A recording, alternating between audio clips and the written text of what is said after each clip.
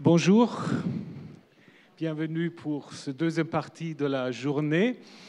Avant que Hervé Gonzalez va introduire les intervenants, je voudrais juste demander aux personnes qui, par mégarde, auraient pris quelques livres et ne pas ramené, qui étaient exposés par les éditions Peters, de les ramener, parce que ce n'est pas très sympa de se faire dérober comme ça.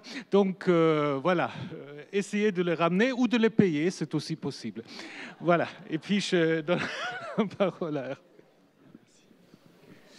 Voilà, donc nous reprenons cette journée de colloque à l'heure. Et c'est avec grand plaisir que j'accueille Anne Billman-Sanchez et Giuseppina Lenzo, donc de l'Université de Lausanne, Institut d'archéologie des sciences de l'Antiquité, spécialistes notamment des reines lagides, puisqu'elles ont publié ensemble une monographie très fouillée sur les deux premières Cléopâtres au IIe siècle, et encore d'autres études sur la question des femmes publiques dans l'Antiquité. Donc c'est avec grand plaisir qu'on va les entendre sur la question des reines lagides du IIIe et IIe siècle avant notre ère, une lente marche vers le pouvoir. Merci beaucoup. Mesdames et messieurs, c'est avec un grand plaisir que nous participons à ce colloque sur le pouvoir féminin dans l'Antiquité, et nous remercions vivement les organisateurs de nous avoir conviés précisément pour parler des reines lagides. Dans notre exposé, nous voudrions présenter les sources...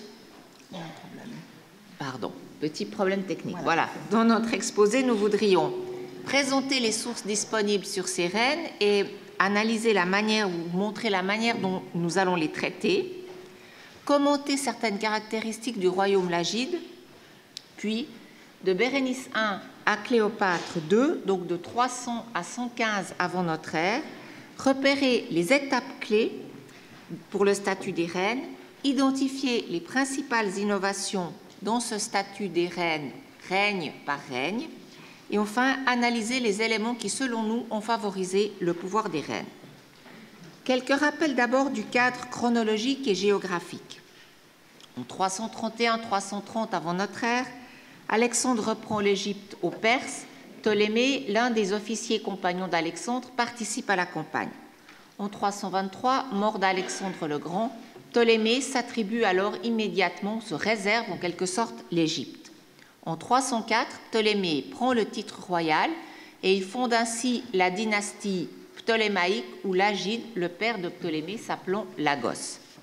Et de 304 à 30 avant notre ère, 27 règnes successifs vont se succéder au sein de cette dynastie lagide.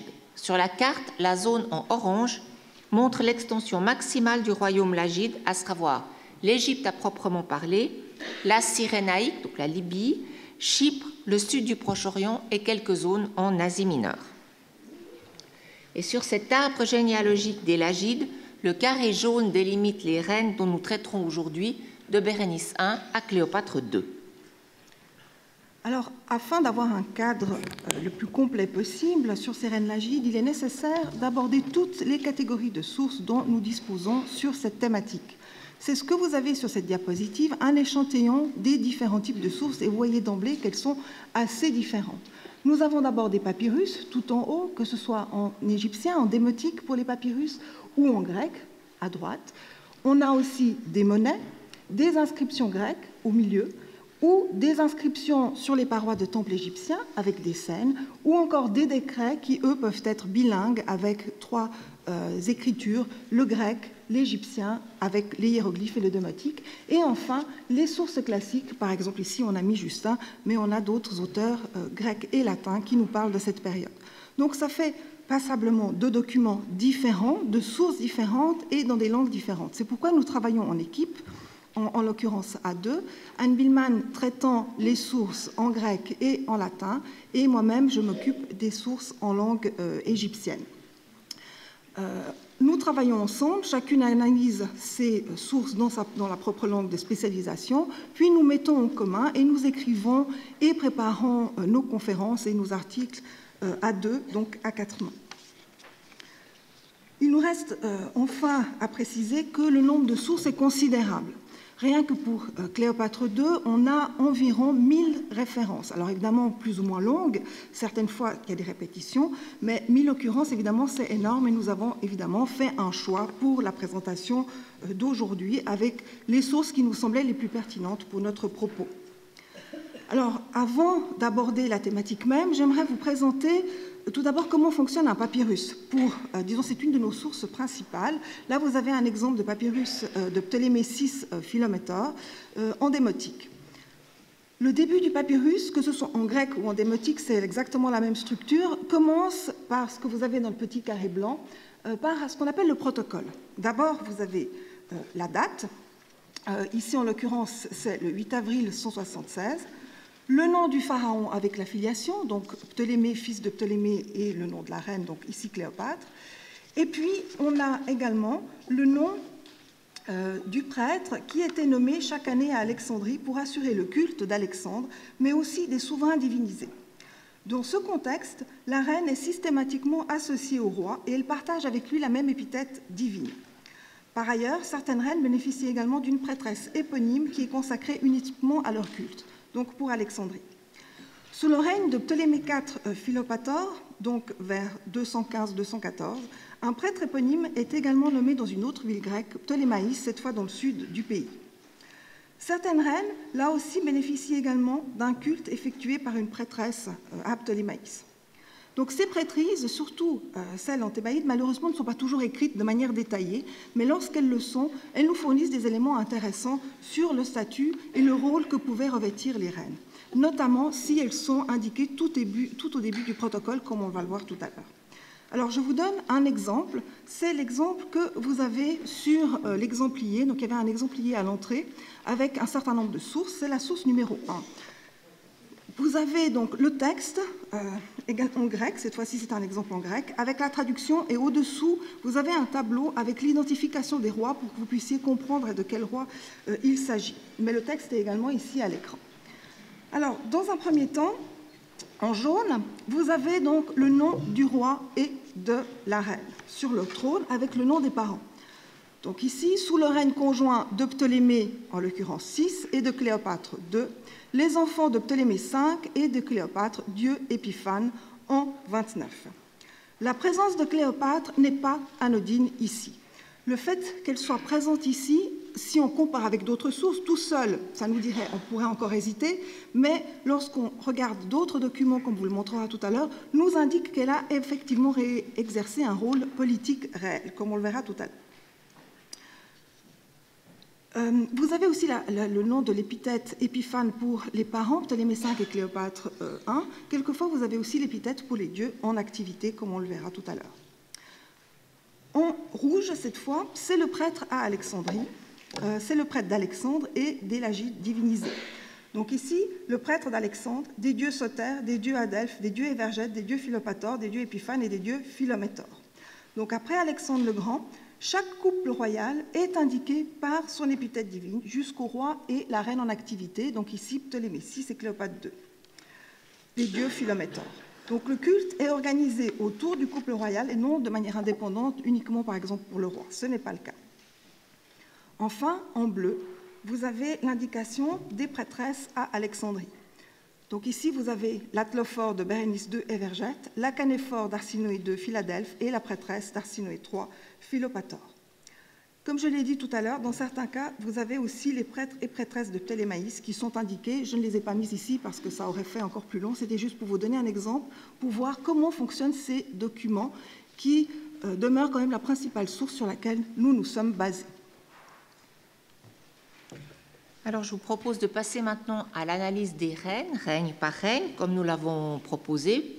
Mais je vous explique juste comment vont fonctionner nos différentes diapositives. À chaque fois que nous introduirons une nouvelle reine, vous trouverez en haut à droite un petit arbre généalogique qui va vous permettre de vous repérer un peu dans cette gigantesque dynastie lagide. Donc, passons à la première des reines lagides, Bérénice I, ce qui était la seconde épouse de Ptolémée I. Elle n'a probablement joué aucun rôle public du vivant de Ptolémée I. En revanche, on sait que Ptolémée I avait favorisé de son vivant les enfants de sa seconde épouse, donc Bérénice I, au détriment des enfants de sa première épouse Eurydice. Cela aboutit à la création d'une lignée dynastique préférentielle. Une fois monté sur le trône, Ptolémée II, le fils de Ptolémée I et Bérénice I, a cherché à renforcer son avantage sur ses demi-frères. Pour cela, il va instrumentaliser la figure de sa mère à titre posthume. D'abord, il fait diviniser Bérénice I en même temps que Ptolémée I vers 279 avant notre ère, et il instaure un culte dynastique pour Alexandre et pour ses parents divinisés en tant que Théoi Sotérès, Dieu sauveur. Ensuite, il confie au poète de cour Théocrite la tâche de glorifier les amours de ses parents, tout en rappelant, tout en insistant sur la nature divine de Bérénice I. Ces éléments sont illustrés sur la monnaie que nous présentons ici, une octadrachme d'or, frappée à Alexandrie sous le règne de Ptolémée II. Vous voyez sur une face les bustes jumelés de Ptolémée I et Bérénice I, avec la légende Théone, Dieu. L'autre face montre les bustes jumelés de Ptolémée II et sa sœur épouse Arsinoé II, avec la légende Adelphone, frère-sœur. Cette monnaie témoigne précisément de l'exploitation posthume de la figure de Bérénice I, conjointement à celle de Ptolémée I. En effet, par le génitif pluriel Théone, qui est inscrit au-dessus des portraits de Ptolémée I et Bérénice I, Ptolémée II affirme le caractère divin de ses deux parents, et il acquiert ainsi une double ascendance divine qui le place nécessairement au-dessus de ses demi-frères, nés de Ptolémée I et Eurydice, qui n'avaient malheureusement qu'un seul parent divin à revendiquer. La similitude entre les deux faces de la monnaie, qui empêche d'ailleurs de distinguer clairement l'avers et le revers, et la ressemblance entre les portraits, amène le spectateur à confondre le couple divin des parents et le couple quasi-divin de leurs descendants.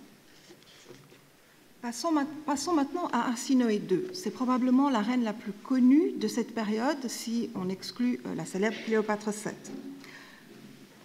Pourquoi est-ce qu'elle est connue? C'est en raison notamment de sa divinisation posthume, non seulement en Égypte, son culte va se diffuser en Égypte, mais également dans tout le bassin méditerranéen, enfin dans une bonne partie du bassin méditerranéen. Arsinoé II, comme vous pouvez le voir à nouveau dans l'arbre généalogique que vous avez ici, donc, après 2 mariages hors d'Égypte, elle rentre en Égypte et elle épouse son frère Ptolémée II vers 275 à peu près. Donc ce mariage consanguin est célébré alors que les deux partenaires sont, disons, âgés pour l'époque, ils ont plus de 40 ans. Arsinoé II est alors intégré dans la politique dynastique de Ptolémée II en tant que dieu à Delphes, donc les dieux frères-sœurs, épithète qu'elle partage donc avec son époux à partir de 271 à peu près. Elle fait ensuite l'objet d'un culte spécifique après sa mort que l'on situe généralement en 270. Et peu après, une prêtresse, la Canéphore, est consacrée à son culte à Alexandrie. Elle apparaît en tant que déesse dans les temples égyptiens ou sur des stèles. Vous avez ici l'exemple qui provient du temple de Philée, où vous avez Ptolémée II en train de faire des offrandes à la déesse tutélaire du temple, Isis, et derrière laquelle vous avez Arsinoé II. Arsinoé II, pour laquelle les prêtres égyptiens ont établi une couronne qui lui est tout à fait particulière. Elle lui est attribuée, elle est créée pour elle. Quelques autres reines vont la porter après elle, mais c'est assez rare. Donc elle est intégrée clairement dans le culte des temples en Égypte, mais comme je l'ai dit tout à l'heure, son culte s'étend au-delà des frontières de l'Égypte. Et à titre d'exemple, on a pris cet autel trouvé à Kourion, à Chypre, où vous avez, peut-être pas très bien, mais vous avez une inscription en grec qui nous indique qu'elle est bien consacrée, que l'autel est bien consacré à Arsinoé Philadelphe. Elle est également fortement présente sur le monnayage. Au final, Arsinoé II donc, sert essentiellement à la politique dynastique de son frère époux Ptolémée II et devient une figure de premier plan dans la dynastie lagide en raison de son statut posthume de déesse. C'est surtout ça qui fait, disons, l'importance du rôle d'Arsinoé II. Passons maintenant à Bérénice II. Et Bérénice II est de son vivant la pièce maîtresse d'une propagande dynastique axée sur l'amour conjugal et le couple. La reine est associée à ce que l'on appellerait aujourd'hui une storytelling, donc un récit mis en scène par le poète de cour Callimaque dans son poème intitulé « La boucle de Bérénice ». Je résume en quelques mots cette affaire de la boucle. Quelques semaines après le mariage entre Ptolémée III et Bérénice II, en 246, le roi part en campagne militaire en Syrie. Bérénice, jeune épouse, fait alors le vœu de consacrer une boucle de ses cheveux dans le sanctuaire d'Arsinoé Aphrodite au cap Zéphyrion, si le roi revient en bonne santé de la guerre. Au retour du roi, une année plus tard, en 245, Bérénice accomplit son vœu. Mais malheureusement, le lendemain du dépôt sacré de la boucle, eh bien, la boucle a disparu, envolée, emportée par le Zéphyr. L'astronome Conon de Samos, membre du Muséon, proche ami des souverains, démontre alors que la boucle envolée est devenue une nouvelle constellation dans le ciel. Cette astérisation de la boucle est présentée par Callimaque comme une forme de divinisation de la reine de son vivant par la volonté des dieux et non par la volonté des hommes, en récompense de l'amour que la reine portait à son royal époux. Le poème indique d'ailleurs que des rituels réservés aux femmes mariées étaient réalisés, accomplis en l'honneur de la reine astérisée. La monnaie que vous voyez ici, c'est une pentadrachme frappée sous le règne de Ptolémée III, reflète ces thèmes de propagande. L'avers présente le portrait de profil de Bérénice II, voilée et portant un sceptre sur l'épaule gauche. Tu peux juste le montrer avec ton... Tu vois, cette petite chose qui dépasse. Je le vois pas. Derrière le voile. Bon, tu pèses où? Ah mince, non. Pardon. Vas-y, remets-la juste. Bon, tant pis. Elle porte un sceptre sur l'épaule gauche qui passe derrière sa tête. Sur le revers, l'astérisation de la boucle royale est évoquée à travers les deux étoiles qui encadrent une corne d'abondance. Une légende monétaire entoure cette scène du revers, Berenices Basilices, donc monnaie sous-entendue de la reine Bérénice ou génitif. C'est la première attestation officielle de l'emploi du titre royal grec féminin, Basilissa, pour l'épouse d'un roi lagite. On peut donc interpréter le revers de la monnaie ainsi, ou l'ensemble de la monnaie ainsi, l'astérisation de la boucle, qui sanctionne et glorifie l'amour de la reine pour son époux, confère à Bérénice II un statut divin. Ce statut assure la prospérité de l'Égypte, prospérité caractérisée par la corne d'abondance, et justifie l'octroi du titre royal à Bérénice II. Toujours pour la période qui concerne Bérénice II, nous allons nous déplacer à Karnak et on va regarder de plus près la porte dite des Vergettes, qui est une des entrées du temple du grand sanctuaire d'Amon à Karnak. C'est là que se trouve en effet l'une des plus anciennes représentations du culte dynastique à l'époque ptolémaïque dans un temple indigène. Donc vous avez une porte traditionnelle égyptienne avec des scènes partout sur la porte qui, pour la plupart, suivent tout à fait la tradition pharaonique des époques antérieures. Mais à deux endroits, de part et d'autre, en fait, sur le montant, justement ici, vous avez deux scènes qui se font face. Sur la première scène, sur la scène de gauche, Ptolémée III et Vergette, donc le roi en activité, donc on est entre 246 et 222 avant notre ère, il fait des offrandes à ses ancêtres, donc à Ptolémée II Philadelphe et Arsinoé II Philadelphe, que l'on reconnaît à nouveau grâce notamment à sa couronne. Pour comprendre les scènes des temples égyptiens, il faut toujours regarder ce qu'il y a autour, et notamment ce qu'il y a en face. Vous avez un principe de symétrie, et si on regarde justement ce qu'il y a en face, vous avez une scène que l'on peut appeler une scène de réception de la royauté, où cette fois-ci c'est un dieu, en l'occurrence c'est Ronsu, qui est en train d'inscrire des années de règne. Vous voyez, il est en train d'écrire, et vous avez l'indication des années de règne ici. Il inscrit des années de règne pour le couple en activité, c'est-à-dire Ptolémée III et Vergette ici, suivis de Bérénice II. Il s'agit donc, et les deux, sont représentés comme étant des dieux, et ils sont donc en activité. Il s'agit d'une scène de légitimation de la royauté, déjà attestée aux périodes plus anciennes, ce n'est pas une nouveauté, mais elle a fait l'objet d'un développement à l'époque ptolémaïque, notamment avec deux scènes qui se répondent, et aussi la présence dans la reine, qui est un ajout à cette période. La reine est désormais véritablement un élément légitimateur de la royauté, et à ce titre, elle fait également partie intégrante du culte dynastique avec son époux. Une autre nouveauté ici, c'est la présence d'un titre d'Horus pour la reine. Un titre d'Horus, c'était un des 5 titres qui étaient donnés au pharaon, et les Lagides ont continué avec cette tradition.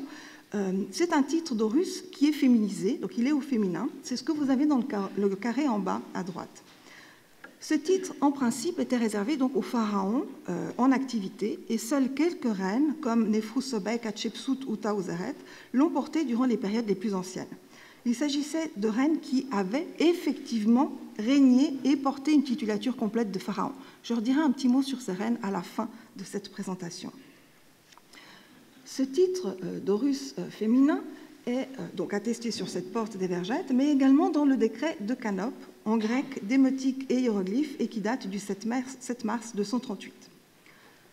Ce décret évoque notamment les bienfaits du roi et de la reine au temple et aux dieux, et les honneurs qui sont accordés aux deux souverains, dont une statue qui était élevée dans les temples égyptiens.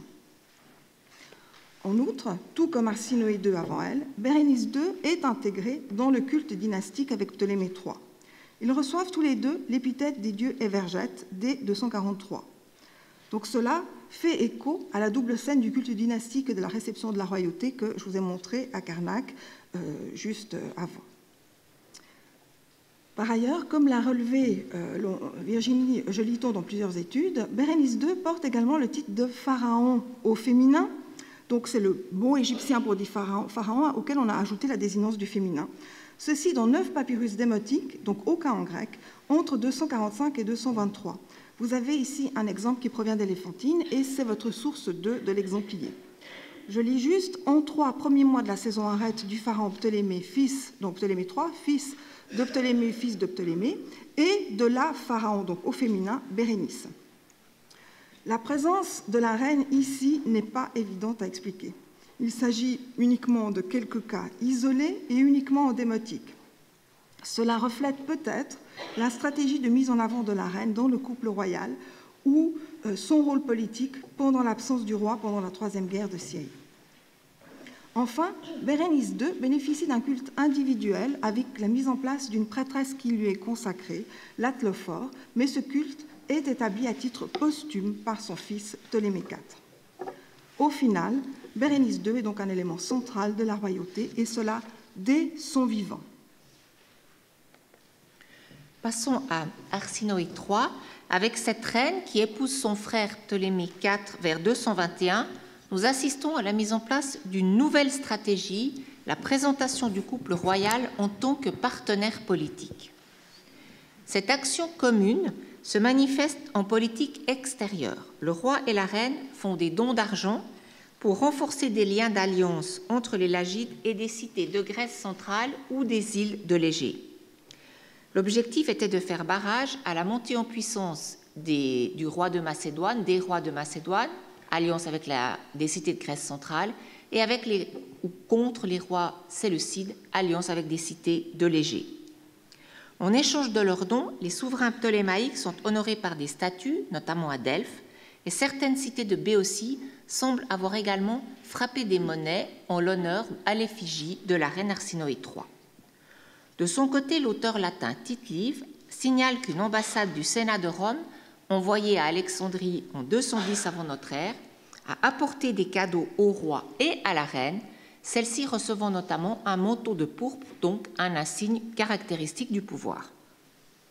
Le document choisi pour illustrer cette stratégie de partenariat politique est le début d'une lettre envoyée par Ptolémée IV à la cité de Thespie en Béotie. La lettre a été gravée sur pierre par les Thespiens pour faire valoir leur bonne relation avec les Lagides.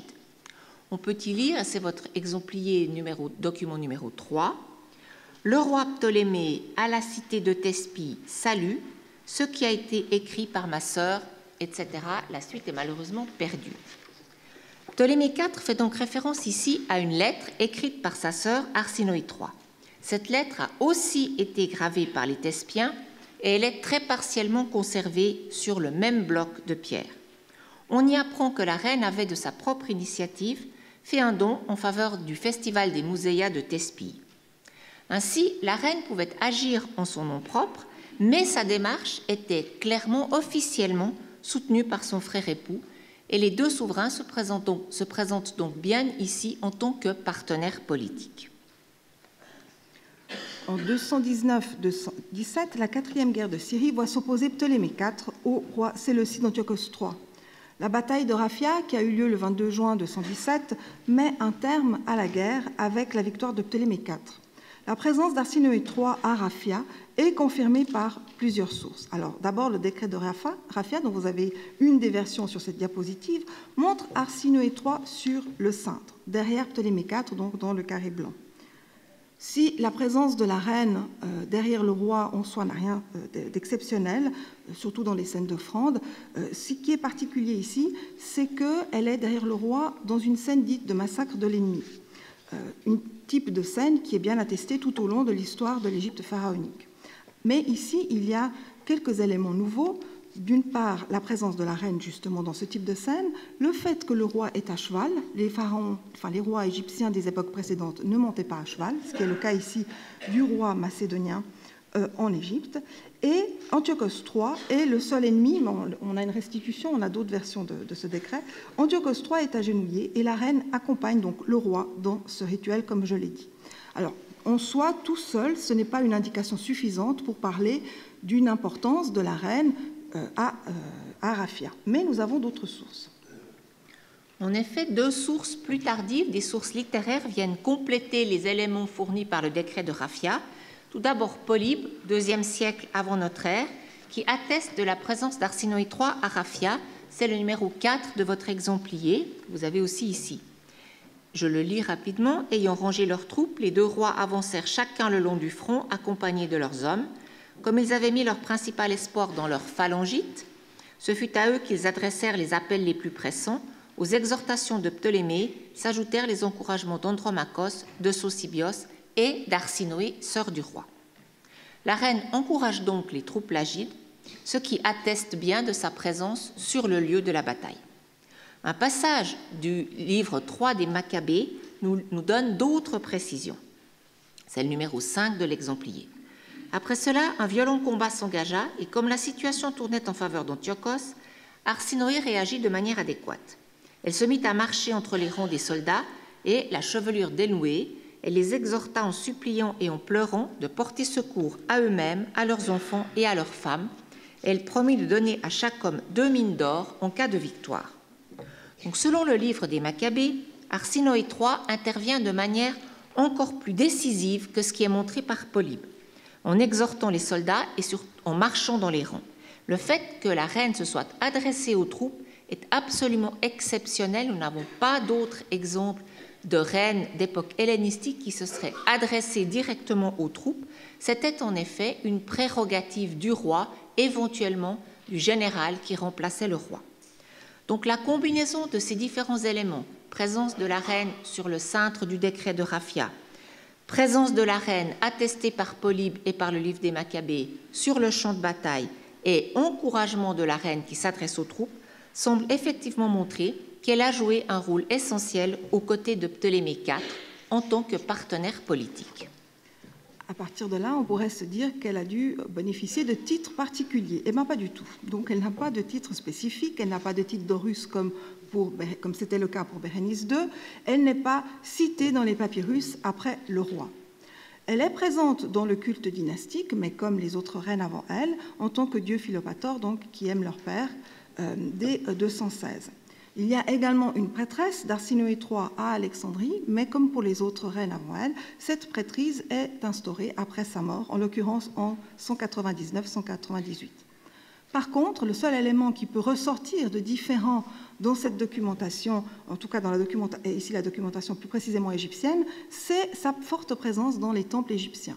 Virginie Joliton a fait un décompte de toutes les attestations et elle en a compté 98, dont 92 rien que pendant le vivant du règne de Ptolémée IV. Donc une très très forte présence de la reine dans les temples égyptiens, peut-être à mettre en lien avec son rôle politique plus important. Cléopâtre I maintenant, qui était la fille du roi séleucide Antiochos III et qui épouse vers 194-193 le roi lagide Ptolémée V. Cette reine, qui était donc externe à l'Égypte, externe à la famille des Ptolémées, a été admise au sein de la dynastie lagide et malgré son origine doublement étrangère, elle a bénéficié sous le règne de Ptolémée V d'un statut et d'un rôle officiel identiques à celui des reines endogènes précédentes. Elle a été partenaire du roi dans l'octroi de bienfaits au temple d'Égypte ou à des sanctuaires panhelléniques hors d'Égypte, notamment à Délos. Le couple royal a envoyé conjointement une ambassade à Rome en 190 pour féliciter les Romains de leur victoire sur le père de Cléopâtre I, Antiochos III. Donc cette anecdote, qui nous est rapportée par Tite-Live, montre que la reine avait pris fait et cause pour la dynastie de son époux et pour le royaume d'Égypte. Cela explique certainement sa très rapide intégration à la cour alexandrine, où elle paraît avoir bénéficié d'un très large et très solide réseau de partisans. Cléopâtre I a reçu des honneurs comparables à ceux des reines qui l'ont précédée. Ainsi, son monogramme, Kappa, figure, donc Kappa pour Cléopatra, figure sur plusieurs émissions monétaires de Ptolémée V. Vous le voyez sur l'octadrachme présenté ici, au sein du petit cercle blanc. La reine figure aussi aux côtés du roi Ptolémée V sur des documents officiels, comme le décret de l'an 23, que vous avez aussi sur la diapositive, qui date de 182 avant notre ère. Ce document concerne notamment des bienfaits royaux envers les temples égyptiens. Cléopâtre figure sur le cintre,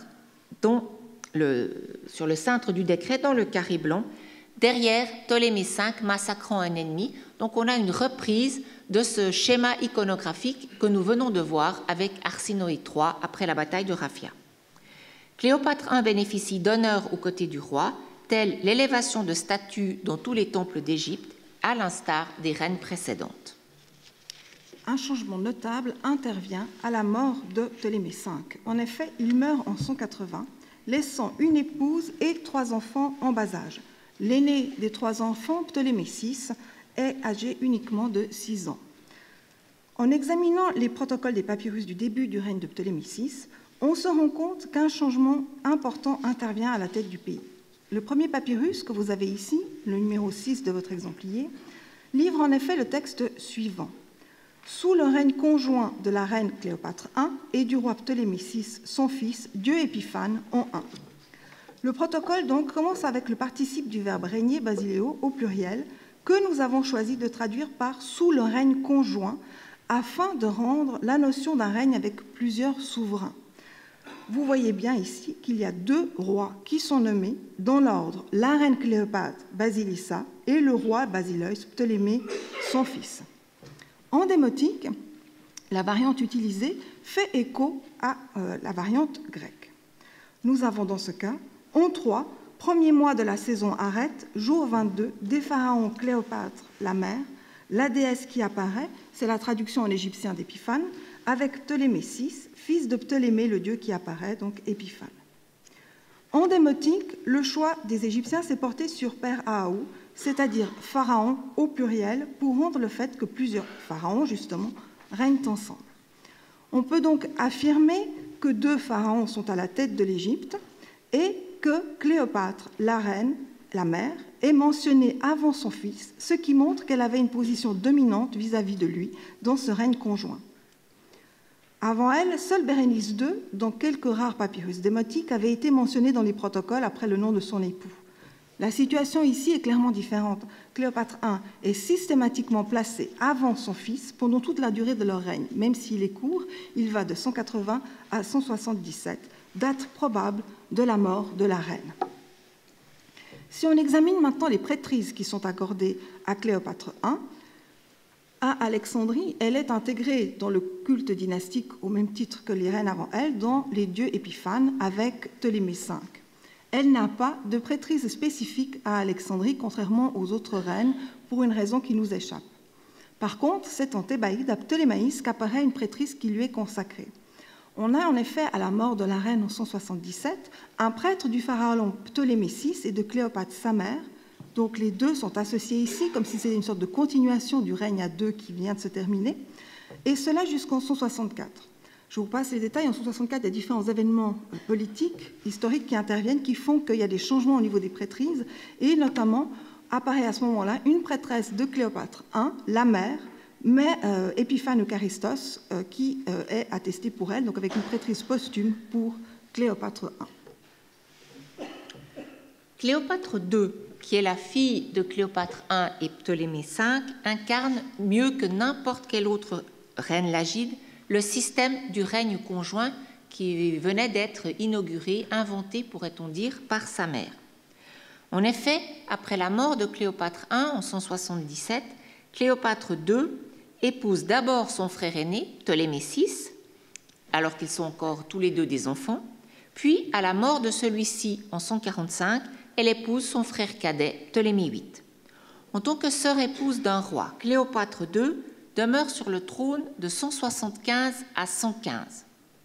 Elle est membre de 6 règnes conjoints, soit avec l'un de ses frères, soit avec ses 2 frères, soit avec l'un de ses frères et sa propre fille. Au fil de ses règnes, elle apparaît comme la principale figure légitimatrice de la royauté, celle qu'on devait obligatoirement associer au pouvoir, quel que fût le nombre et la composition des souverains régnants. Enfin, ce qui est intéressant à noter, c'est que nous avons la certitude qu'elle participe activement à la gestion du royaume, notamment lors de son règne conjoint, de son long règne conjoint avec son frère Ptolémée VI, entre 163 et 145. Elle reçoit des requêtes avec le roi, donc les requêtes sont adressées nommément aux 2 souverains. Elle y répond avec le roi. Elle est associée au roi dans la promulgation de certains édits. Elle voyage dans le pays avec le roi. Et en outre, elle dispose de son propre cercle de courtisans qui comprenait également des officiers supérieurs de l'armée. Elle jouit de revenus personnels et d'une flottille de navires commerciaux à son nom sur le Nil. Le bas-relief que vous avez ici provient du temple de Deir el-Médina. Il a été gravé entre 168 et 164, alors que le pays était dirigé par un trio composé de Ptolémée VI, de Ptolémée VIII et de Cléopâtre II. Les 3 souverains sont figurés en train de faire des offrandes aux dieux, Amon-Ré, Amon et Amonet. Ce document prouve que les reliefs de temples n'étaient pas complètement figés et qu'ils pouvaient refléter la situation institutionnelle et politique du royaume au moment précis de la gravure du bas-relief. Ici, vous voyez que Cléopâtre II figure derrière ses 2 frères, en dernière position. Cela reflète en effet sa place hiérarchique dans le trio régnant au moment où le bas-relief a été gravé, entre 168 et 164. À partir de 163, Cléopâtre II occupe le 2e rang hiérarchique, juste derrière le roi, et elle va garder ce 2e rang jusqu'à sa mort en 115, que le règne conjoint compte 2 ou 3 souverains. Les protocoles de datation sur papyrus nous informent avec une grande précision du rang hiérarchique de Cléopâtre II dans ses différents règnes conjoints. Comme l'a dit Giuseppina Lenzo tout à l'heure, le nombre très élevé de protocoles mentionnant Cléopâtre II et dont nous disposons nous permet de suivre la situation institutionnelle du royaume égyptien presque mois par mois entre 175 et 115. Nous vous avons donc donné ici 3 exemples pour que vous puissiez voir comment on suit cette évolution institutionnelle. Le premier protocole que vous trouvez au numéro 8 de l'exemplier date de 170. Il dit ceci: sous le règne conjoint de Ptolémée VI, de Ptolémée le frère et de Cléopâtre II, les enfants de Ptolémée V et de Cléopâtre I, Dieu Épiphane en un. Nous sommes donc dans un règne à 3 souverains et Cléopâtre figure au dernier rang, exactement comme sur le relief que vous venez de voir de Deir el-Médina. Le deuxième protocole, numéro 9 de votre exemplier, date de 158. On y lit: sous le règne conjoint de Ptolémée VI et de Cléopâtre II, les enfants de Ptolémée V et de Cléopâtre I, Dieu Épiphane en 23. Nous sommes ici dans un règne conjoint à 2 souverains et Cléopâtre figure juste derrière son frère époux Ptolémée VI. Enfin, le troisième protocole, votre numéro 10 sur l'exemplier, date de 131 et il est tout à fait exceptionnel. Très court mais exceptionnel. On lit: sous le règne de Cléopâtre II, déesse Philométor Soteira en 2. Donc vous constatez que dans ce troisième exemple, à la différence des 2 premiers, Cléopâtre II est mentionnée ici comme unique souveraine, avec le participe du verbe basileio au génitif féminin singulier. Ce document est en effet l'un des rares témoignages de la guerre civile qui a éclaté en 132 avant notre ère en Égypte et qui a opposé d'un côté Ptolémée VIII et son épouse Cléopâtre III et de l'autre côté Cléopâtre II. Ptolémée VIII et Cléopâtre III ont été chassés par les Alexandrins, tandis que ces derniers soutenaient Cléopâtre II. Durant les premières années de la guerre civile, Cléopâtre II règne seule sur une partie de l'Égypte, pendant que Ptolémée VIII s'est réfugié à Chypre.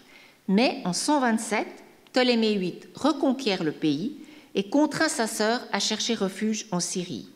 124, au terme de tractations diplomatiques complexes que je ne vais pas évoquer ici, Cléopâtre II retrouve sa place dans un règne conjoint et reprend son rang qu'elle avait avant le déclenchement de la guerre civile, donc en deuxième position, juste derrière Ptolémée VIII. La situation parfaitement inhabituelle qui est révélée par ce protocole numéro 3, qui est celle d'un règne féminin solitaire, n'avait probablement pas été souhaitée par Cléopâtre II. Il est vraisemblable qu'au moment de l'exil de la chute de Ptolémée VIII, Cléopâtre II désirait former un nouveau règne conjoint avec l'un de ses deux fils mineurs encore en vie. Mais tous ces deux fils ont été assassinés par Ptolémée VIII précisément pour empêcher, pour contrer les ambitions politiques, les visées de Cléopâtre II.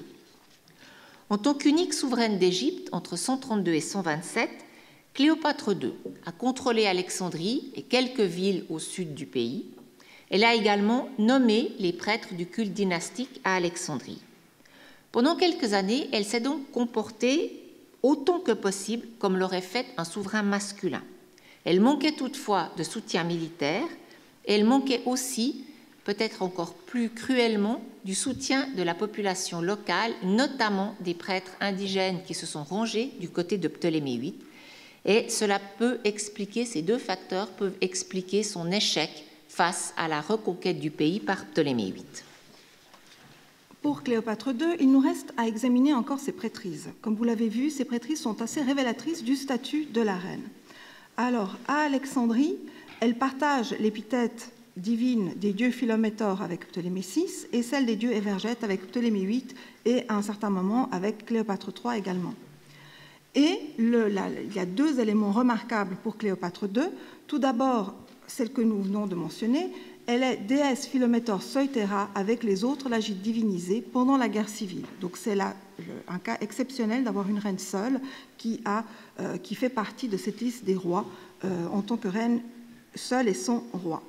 Et en Thébaïde, elle a également une prêtrise, c'est la prêtresse de la reine Cléopâtre II, mais qui apparaît déjà en 171, c'est-à-dire de son vivant. C'est la première fois qu'une reine lagide a une prêtresse qui est consacrée à son culte alors qu'elle est encore en vie. Toutes les autres avaient une prêtrise une fois, elles ont tenu une prêtrise une fois qu'elles étaient mortes. La période qui va de 115 à 30 avant notre ère mérite d'être réexaminée sous l'angle du statut des reines. Nous allons nous y employer tout prochainement avec Madame Lenzo. Néanmoins, on peut affirmer que pendant cette période, les règnes conjoints ont été majoritaires en regard des règnes à un seul souverain. Nous dénombrons en effet 10 exemples de règnes conjoints avec des compositions variées, mari-femme, père-fille, mère-fils, voire un règne conjoint mère-fille. Sur la même période, on n'a que 5 exemples de règnes à un seul souverain, 3 règnes avec un roi seul et 2 règnes avec une reine seule. Mais ces règnes féminins solitaires apparaissent toujours ou correspondent toujours à des situations exceptionnelles. Il faut retenir de cette période qui va de 115 à 30 avant notre ère 2 figures royales féminines marquantes par le pouvoir dont elles ont disposé, bien qu'elles n'aient pas régné seules. D'abord Cléopâtre III, qui a formé des règnes conjoints avec chacun de ses 2 fils adultes entre 115 et 101 avant notre ère, et puis bien entendu Cléopâtre VII, qui de 51 à 30 a régné d'abord avec chacun de ses frères cadets, puis avec son fils mineur Césarion. J'en viens maintenant à la conclusion. Sur la période allant de 300 à 115 avant notre ère, on constate qu'on passe d'une reine, compagne du roi, avec un rôle plus ou moins officiel, à une reine, membre d'un règne conjoint, avec un rôle politique actif admis et reconnu. On constate aussi que le règne conjoint, incluant au moins une femme, devient le système majoritaire à partir de son introduction sous Cléopâtre I en 180. Enfin, on constate que le règne féminin seul est toléré, mais uniquement lorsque les circonstances empêchent de faire autrement. En revanche, ce règne féminin solitaire n'est jamais valorisé, il était considéré comme une exception par les Égyptiens eux-mêmes. Au final, nous pensons, Madame Lenzo et moi, que 3 éléments ont favorisé le pouvoir des reines lagides. Les cultes, notamment le culte dynastique, la mise en valeur du couple conjugal, qui est souvent conçu comme un partenariat politique, et enfin, le système du règne conjoint mixte. L'évolution du statut des reines lagides de 300 à 115, voire de 300 à 30 avant notre ère, est donc absolument remarquable. Il ne dispose d'aucun autre parallèle dans les royaumes hellénistiques. Donc, pour terminer cette présentation, nous nous sommes posé la question de l'existence ou non de modèles qui pourraient expliquer ce caractère unique du pouvoir féminin chez les Lagides. Le premier modèle auquel on pourrait penser est celui des reines macédoniennes, notamment la mère d'Alexandre, Olympias, et ses demi-sœurs Kina et Cléopâtre, ou encore sa belle-sœur Adéa Eurydice. Toutefois, le rôle politique de ces femmes, même leur activité militaire, ne sont absolument pas discutables, ils sont clairement attestés, mais ils se sont essentiellement limités à la période de vacance du pouvoir qui a suivi directement la mort d'Alexandre, grosso modo entre 323 et 317 avant notre ère. Et sur les 4 royaumes issus des conquêtes d'Alexandre, donc royaumes lagides, séleucides, antigonides et attalides, seuls les lagides ont accordé un statut aussi important aux reines. Donc le modèle macédonien ne fonctionne pas véritablement. Alors, l'autre modèle auquel on pense, évidemment, c'est le modèle égyptien. Vous avez ici, dans ce tableau, les 4 ou 5 reines qui ont effectivement pris le titre de pharaon en Égypte ancienne. Donc cela montre que c'était effectivement possible pendant l'Égypte ancienne. Vous avez ici ces 5 reines. Alors la première, dont le règne est situé à la fin de l'Ancien Empire, avec Nitocris, sa réelle identité, enfin plutôt ça, on a récemment remis en question le fait que c'était une reine, et je ne vais pas vous expliquer les détails ici, mais il s'agirait peut-être en réalité d'un roi et qu'on a mal interprété en fait son nom. Mais elle est citée chez Hérodote et chez Manéthon notamment. Les autres sont assurés aujourd'hui. Vous avez Néfrou Sobek, qui est la dernière souveraine de la 12e dynastie, dans une période assez confuse.